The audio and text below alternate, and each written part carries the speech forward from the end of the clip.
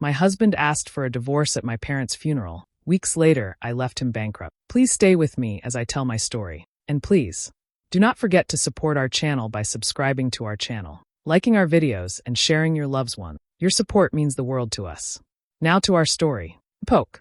My husband asked for a divorce at my parents' funeral. That day, I lost my parents and my marriage in one blow. But what he didn't know was that I'd soon take everything. Stick with me while I share my story.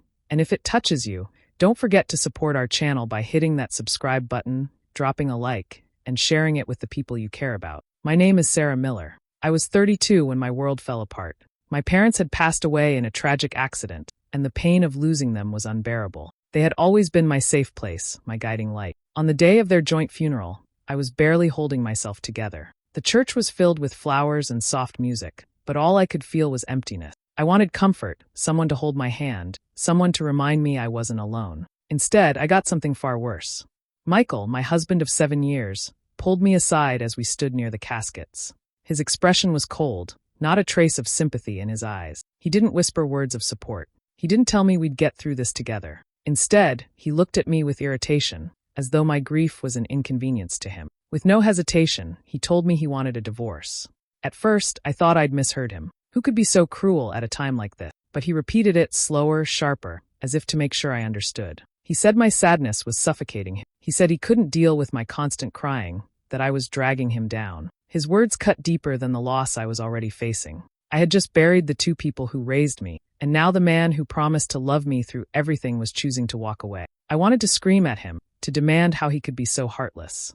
But the weight of grief pressed against my chest, stealing my voice. I stood frozen, the world spinning around me while people continued to murmur condolences. Nobody knew that in the corner of that quiet room, my marriage had just died too. I walked back to my seat in silence. Tears blurred my vision, but I forced myself to sit still and face the service. I had no energy left to argue, no strength to plead for my marriage. My heart was already shattered, and Michael's betrayal felt like one more nail in the coffin of the life I thought I had. That day, I buried my parents. But in a way, I buried Michael too. He didn't know it then, but his cruelty lit a spark inside me. I didn't fight back at that moment. I couldn't. I was too broken. But deep down, I knew this wasn't the end of my story. It was only the beginning. The days after the funeral were heavy and lonely. The house felt colder than ever, and Michael was hardly around. He would leave early, return late, and when he was home, he acted like I wasn't there. He didn't ask how I was holding up, didn't sit with me, didn't even try to pretend we were still a team. His distance was sharp, almost deliberate, as though my pain annoyed him. At first, I tried to believe he was grieving in his own way, maybe keeping busy to avoid the sadness. But his absence grew longer, and the excuses weaker. He wasn't grieving. He was gone in every way that mattered. One night, I asked him directly where he was spending his time. His reaction wasn't guilt or surprise. It was arrogance. He didn't even try to lie. Michael looked me straight in the eye and told me he had been seeing someone else. Her name was Vanessa Brooks, a younger realtor he had been working with for months. He said it casually, as though telling me he had met a new client, not confessing to destroying our marriage. My stomach dropped. My heart felt like it had been ripped out. I wanted to ask how long, why, what she had that I didn't, but I stopped myself. His tone made it clear he wasn't confessing out of regret. He was confessing because he didn't care anymore. Then came the final blow. He told me he wanted me out of the house quickly. Our home, the place I thought we had built together, the place I believed was ours, was now where he planned to live with her. He spoke about it like a simple transaction, like clearing out an old tenant for someone new. He said Vanessa deserved a better space, and they would make new memories there. My hands shook as I listened, but he just kept talking, almost proud of himself. In that moment, the walls around me felt like they were closing in. My parents were gone. My marriage was over. And now, even the roof over my head was being stolen. I had nothing left. The man who vowed to protect and love me had turned into a stranger who wanted me erased from his life as fast as possible. I should have broken down, screamed, begged him to stop. But something shifted inside me instead. Beneath the grief, beneath the humiliation, something new started to take shape. Anger. Quiet, steady, sharp anger. It wasn't loud, it wasn't messy. It sat deep in my chest, growing stronger with every word he spoke. I realized he didn't see me as a person anymore. To him, I was disposable, an obstacle between him and his shiny new life. That realization burned away the last pieces of my sadness and started to harden into something else. He thought I was too broken to fight back. He thought I would simply disappear. But he was wrong. The week after Michael's confession, I was called to the attorney's office for the reading of my parents' will. Walking into that room was heavy. It reminded me again that they were gone, but I forced myself to sit still and listen. My father had always been careful with his business, and I knew he would have left things in order. The lawyer went through the formalities, listing their personal belongings, savings, and property. Then he paused and explained that my father had left me something significant. I had inherited a 50% stake in a commercial property business he co-owned with a longtime partner. It wasn't just money. It was a share in a company with buildings, tenants, and steady income. My father had trusted me with something that carried weight and responsibility. For a moment, I felt a quiet sense of pride mixed with sorrow. Michael, who had insisted on coming with me, leaned back in his chair with a smug smile when he heard the detail. He didn't even try to hide his satisfaction. Afterward, on the way home, he started talking as if it all belonged to him too. He said the inheritance would make things easier when we divorced, that I wouldn't struggle without him, and that he might even push for spousal support since I supposedly owed him for the years he supported my career. The way he spoke made my stomach turn. He looked at me like I was some naive woman who couldn't stand on her own without his guidance. He acted as if my parents' legacy was nothing more than a fund to fuel his plans with Vanessa. Every word he said dripped with arrogance. I didn't argue. I stayed quiet, my face calm, my tone soft. I let him believe I was still weak, that I didn't have the energy to fight back. He thought my silence meant surrender, but in truth, it was the beginning of my strategy. That night, after he left again to work late, I sat alone with the papers from the attorney. My hands ran over the documents, and I thought of my father. He had trusted me enough to give me this share. He believed I was capable of carrying the weight of what he had built. That thought gave me strength I hadn't felt since the funeral. For the first time since everything fell apart, I didn't feel powerless. I had something Michael couldn't control, something that didn't belong to him. And I knew deep inside that this would be the key. He had taken my marriage, he had taken my home, but he wasn't going to take that. I folded the papers carefully and locked them away. From that moment on, I stopped thinking like the grieving wife he assumed I was. Instead, I started thinking like someone preparing for a battle he didn't even know was coming. He believed I was broken. What he didn't realize was that I had just found my weapon. Michael wasted no time showing me how little he cared. Only weeks after the funeral, and before the divorce papers were even filed, he brought Vanessa into our house. Not as a visitor, not as a guest, but as if she already belonged there. Her clothes filled the closet where mine still hung. Her perfume lingered in the rooms where I once felt safe. She moved through the halls with confidence, like she had already won. I should have told her to leave. I should have told him he had no right, but I didn't. I kept quiet. I acted like I was too drained to push back. My silence gave them both a false sense of power, and Michael grew bolder every day. One evening, I was in the kitchen cleaning up when I heard their voices from the living room. Vanessa laughed, her tone sharp and mocking. She called me pathetic. She said I was broke, washed up, and too weak to fight for anything. Michael didn't defend me. He laughed with her, as if humiliating me in my own home was entertainment. Their words cut deep, but I didn't let them see it. I stayed still, finished what I was doing, and walked past them without a word. To them, I looked defeated. In reality, I was storing every insult, every smirk, every laugh as fuel. I began watching carefully. While they thought I was hiding in my grief, I was paying attention. Michael liked to brag, and Vanessa liked to pry.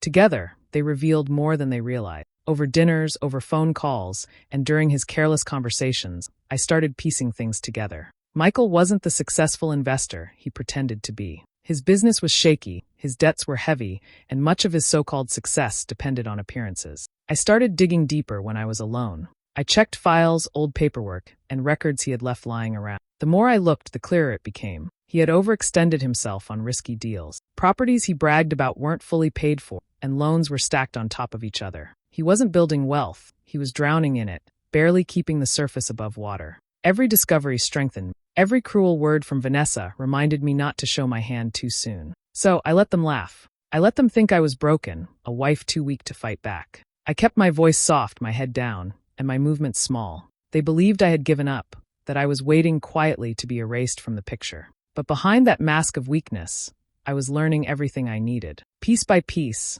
I was building the knowledge that would one day take Michael down completely. He thought he was untouchable. He thought I was powerless. What he didn't know was that I had already started planning his fall. The more I looked into Michael's business, the clearer the truth became. He wasn't successful. He wasn't secure. He was drowning in debt. His flashy cars, expensive dinners, and luxury trips were all smoke and mirrors. Every deal he made depended on borrowed money, and he was always one mistake away from losing everything. To the outside world, he looked wealthy, but inside the numbers, I saw the reality. He was living on the edge. It didn't take long to realize just how much he relied on me. Some of the properties we had bought together were in both our names. That meant my signature was required to sell, transfer, or refinance them. Without me, he couldn't move forward on certain deals, and without those deals, his cash flow stopped. He was trapped, but he didn't know yet that I understood the position he was in. One evening, Michael came home with a folder in his hand. He placed it in front of me and said it was time to get things moving. Inside were documents asking me to sign over my share of our marital property. He said it was easier this way, that I didn't need the stress of managing assets during a divorce. He spoke like he was doing me a favor, but his eyes gave him away. He was desperate. I looked at the papers and nodded slowly, then told him I couldn't do it yet. I said my parents' passing had left me too emotional, that I wasn't ready to make such big decisions. My voice trembled just enough to sound convincing. Michael sighed in frustration, but he didn't push too hard. He thought time would weaken me further. He thought waiting would make me easier to control. But while he waited, I worked. I studied the contracts. I called professionals quietly to understand the legal term. I asked discreet questions about property rights and marital assets. With each answer, my strategy grew sharper. Every delay I created gave me more space to prepare. Michael didn't take my refusals well. Days later, he tried again, pressing the papers into my hands, insisting it was just routine. He told me I was making things harder than they had to be, that Vanessa and he needed stability. I gave him the same soft excuse, that I wasn't strong enough yet. I apologized for being slow, as if I was the problem. Each time, his irritation grew, but I stayed calm. He couldn't move without me, and I knew it. The power he thought he held was slipping. For the first time, I wasn't just surviving, I was in control. He believed I was dragging my feet out of weakness, but in truth, every delay was another rope around his neck. The clock was ticking, and he didn't even realize I was the one winding it. I knew I couldn't face Michael alone any longer. His pressure was building, and if I wasn't careful, he would corner me. That's when I reached out to Richard Lawson, my father's old business partner. He had been close to my family for years, and when I explained what was happening, he didn't hesitate. He gave me the name of a divorce attorney he trusted, someone known for being sharp and relentless. Meeting her was like finally breathing after being underwater. She was calm, direct, and wasted no time going through the details. I handed her every document I had gathered, property records, contracts, account statements, even notes about the things I overheard. She looked at me and said, "You've already done half my work. Now let's make him answer for it." For the first time, I felt like I wasn't fighting this battle alone. When the divorce process officially began, Michael expected me to give in quickly. He sent his own settlement offer through his lawyer. The papers were insulting. He wanted most of our shared properties signed over to him, demanded a portion of my inheritance, and offered me almost nothing in return. It was clear he thought I'd fold, that I was still the quiet, broken wife who would agree just to get it over with. But this time, I didn't stay silent. My attorney drafted a response that turned the entire case upside down. Along with rejecting his terms, she included evidence he never thought I could have, proof of hidden accounts, documents showing money moved without disclosure, and records of joint funds he had used to cover personal debts. Everything he thought was buried was now out in the open, neatly organized in black and white. The moment the evidence hit the court, Michael's confidence cracked. His smug grin disappeared, replaced with tight jaws and restless eyes. The judge didn't take the findings lightly. To protect marital assets during the case, the court froze several of Michael's accounts until further review. Suddenly, the money he flaunted so easily was locked away, untouchable. Watching him sit there, shifting in his seat while the judge spoke, was the first time I saw fear in him. He wasn't in control anymore. The man who once told me I was dragging him down now looked like he was the one sinking. After the hearing, he cornered me outside the courthouse, his voice low and strained. He asked if I understood what I was doing, if I realized I was ruining him. I looked him in the eye and told him calmly, "You ruined yourself. I'm just letting the truth speak." He didn't know how to respond. For the first time since this nightmare began, I saw Michael panic. And in that moment, I knew his downfall had only just begun. The divorce dragged on, but I no longer felt cornered. Instead, I grew stronger with every passing week. Richard Lawson became more than just an advisor. He became a guide. He had worked with my father for decades and knew the business inside out. Sitting across from him in his office, I felt like I was reconnecting with a piece of my father's wisdom. Richard never treated me like I was fragile. He reminded me that my father had trusted me for a reason. Together, we started restructuring the company. Richard walked me through every asset, every contract, every tenant agreement. He showed me where changes needed to be made and where safeguards should be placed. With his help, I took full control of my share, leaving no opening for Michael to ever claim a part of it. My parents had written their will carefully, and with Richard's guidance, I made sure those protections held. My inheritance would remain mine, untouchable. While I was learning and building, Michael was unraveling. He kept showing up to court in expensive suits, still trying to project an image of success, but I could see the cracks. He was desperate to keep his lifestyle with Vanessa intact. Lavish dinners, trips, gifts, all paid for with money that wasn't really there. With his accounts frozen and his debts catching up to him, the pressure on his shoulders grew heavier. He didn't slow down, though. He spent more, trying to prove to everyone that nothing had changed. I didn't confront him. I didn't argue with Vanessa when I saw her on his arm in public. I stayed quiet, letting them believe I was focused only on the divorce.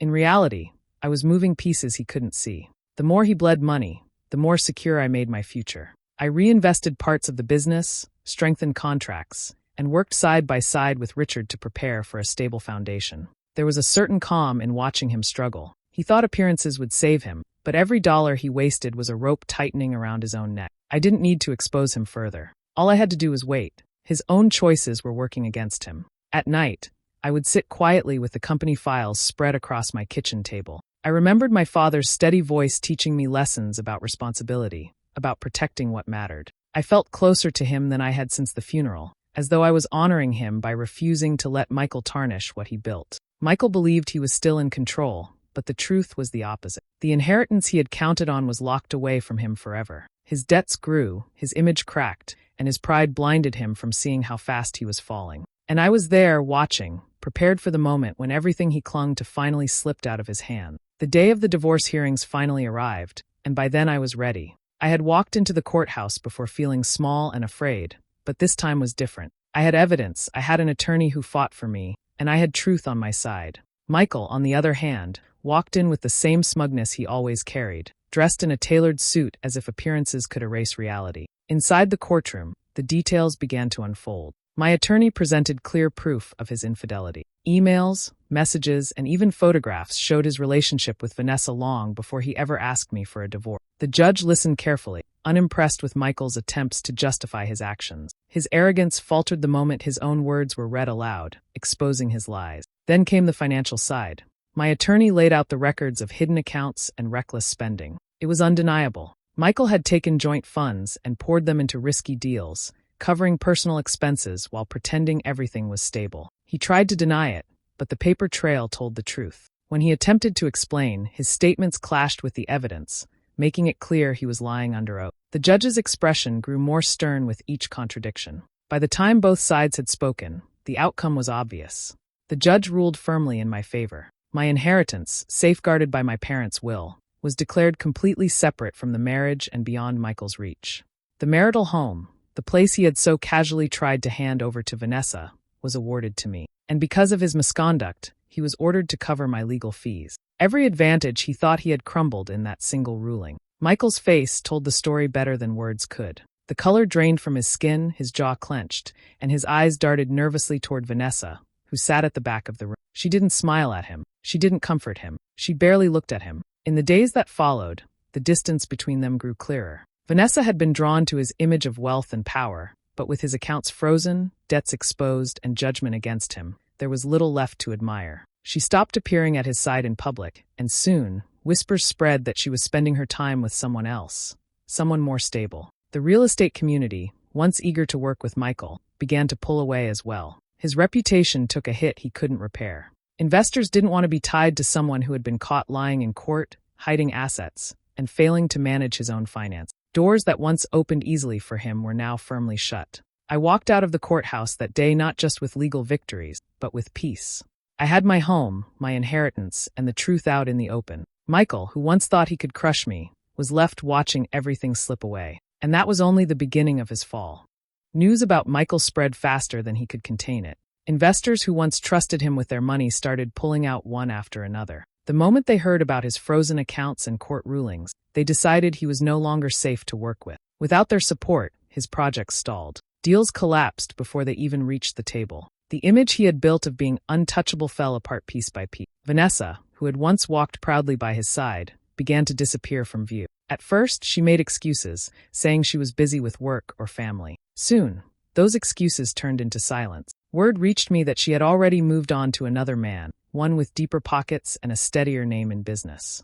Michael had sacrificed everything for her, and when his money dried up, so did her affection. The man who had once strutted with confidence was now alone. His arrogance was gone, replaced with desperation. One evening, weeks after the hearing, I heard a knock at my door. When I opened it, Michael stood there. His suit was wrinkled, his eyes bloodshot, and for the first time in years, he looked small. He started speaking quickly, words tumbling out as he tried to convince me. He said he had made mistakes, that he was under pressure, that he thought I would understand if I could just give him another chance. Then his voice shifted to pleading. He asked if I could help him, lend him support, get him back on his feet. It was almost surreal to hear the same man who once mocked my tears now begging for mercy at my doorstep. I didn't raise my voice. I didn't cry. I simply looked at him and let the silence stretch. When I finally spoke, my words were steady and calm. You asked for a divorce at my parents' funeral. That was the day I buried you too. The color drained from his face. He tried to respond, but no words came. He opened his mouth, then shut it again, his shoulders slumping under the weight of what he had lost. Without giving him another chance to plead, I closed the door. The sound of it shutting felt final, like the last nail sealing a chapter one would never reopen. On the other side, I heard his footsteps fade slowly down the path. I didn't follow. I didn't watch. I didn't need to. That conversation was the end. Michael had thought he could break me, replace me, erase me. Instead, he ended up stripped of his wealth, his partner, and his pride. All that was left was a man who had destroyed himself. And I, the woman he underestimated, finally walked away free. Months passed, and life began to settle into something steady, something peaceful. Sarah no longer lived under the shadow of betrayal. With Richard's guidance, she threw herself into running her parents' business. At first, it felt overwhelming, but with time, she grew confident. Meetings that once scared her became opportunities to prove her strength. She was no longer just a nurse trying to keep her head above water. She was a leader, capable and respected. Employees admired her resilience, and Richard often reminded her that her father would be proud. Her home, once filled with tension and mockery, became a place of calm. She filled the space with light, photos of her parents, and quiet evenings of peace. She didn't feel the heaviness that used to cling to her. Instead, she woke up each day knowing she had control over her life, something Michael had once tried to take away. One crisp afternoon, Sarah visited her parents' grave. She knelt down, brushing leaves from the stone, and whispered softly. She told them she was okay now. She told them she had been broken but found her way back. She promised she would keep their legacy alive, not just through the business, but through the strength they had passed down to her. Tears came, but they were no longer tears of despair. They were tears of gratitude and healing. Michael, on the other hand, spiraled further down. The man who once bragged about wealth and power now stood in front of bankruptcy court, stripped of everything he once flaunted. Word spread quickly in the community. His investors had vanished, his reputation was in shambles, and Vanessa was long gone. He was a shell of the man he once pretended to be. The more he tried to claw his way back, the deeper he sank into the mess he created for himself. Sarah didn't watch his downfall with glee. She didn't need to. His collapse was no longer her concern. She had already moved forward, and his ruin was simply the natural consequence of his choices. In quiet moments, she thought about everything that had happened. She realized revenge wasn't truly about crushing him. It was about reclaiming her power, her dignity, and her life. Michael had thought she would be left broken, begging, and weak. Instead, he was the one left with nothing, while she stood taller than ever. As she closed her visit at the cemetery, Sarah whispered her final reflection. Sometimes the best revenge isn't in shouting, fighting, or tearing someone down. It's in walking away, building your own peace, and letting them drown in the emptiness they created for themselves. And with that, she stood up, walked away, and never looked back.